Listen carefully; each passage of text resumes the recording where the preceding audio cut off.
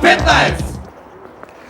Драги гледачи, добар ден. Ето со вашиот ексклузивен репортер као увек, со ексклузивни настани, наиме од целата оваа плејада на глупости и настани што се дешаваат, као што е тоа што пукнало беспилотно летело со ракетно полнење, со жртви, со немање лекови во аптеките, со протести во Грчка и со акции метастази и други малигни заболувања.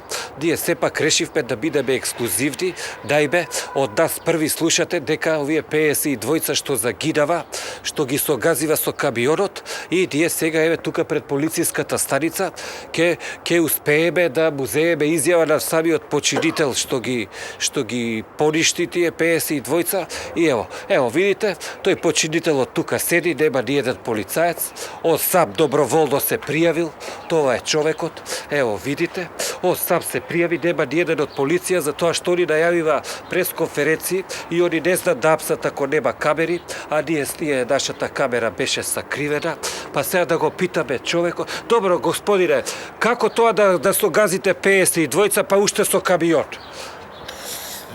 Значи, нешто се деси катастрофално што Само ако сакате камерата да не усека, да не ви прави капа. Никој не посакувам да му се десе, значи такво нешто. Добро, ја кажав дека вие согазивте 52, како се деси тоа со камион? Само главата горе сека, да е така. Јас как шо возеш со камионот надолу и одеднаш стискам кочаницата и она танкот кажа. Тоа изгледа сте немале течност. Не знам.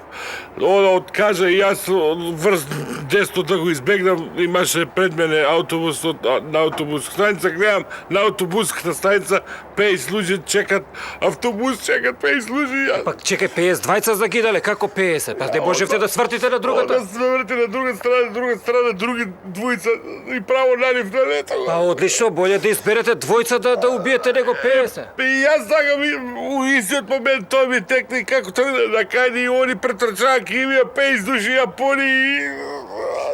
Видите како, сигурно лошо, дигнете ја главата само на вестики, убаво диска. Вас ви е сигурно тешко сега, како се чувствувате? Тешко, како не ме тешко, ти знаеш што значи сега тоа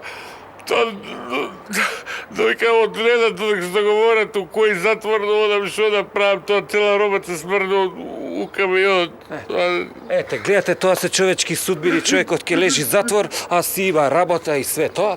Добро, ете, тоа се тие ексклузивни работи, меѓутоа ние не би биле целосни доколку не ви даеме и целосни информации за времето.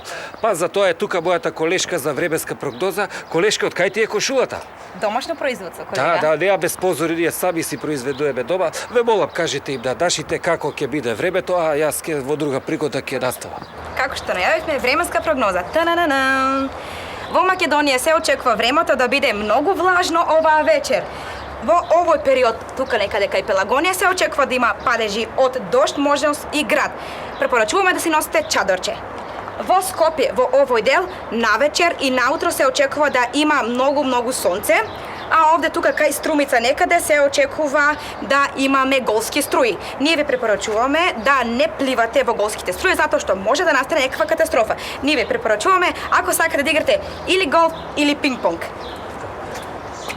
Драги гледачи, само што би јавива, наводно дошол Гоце и се осеќал као на конј, али за тоа у некоја друга пригода, Колега, со други настани. се извинувам, во живо е ово? Да. Мамо, си идам за 10 минути да пуштиш бойлер.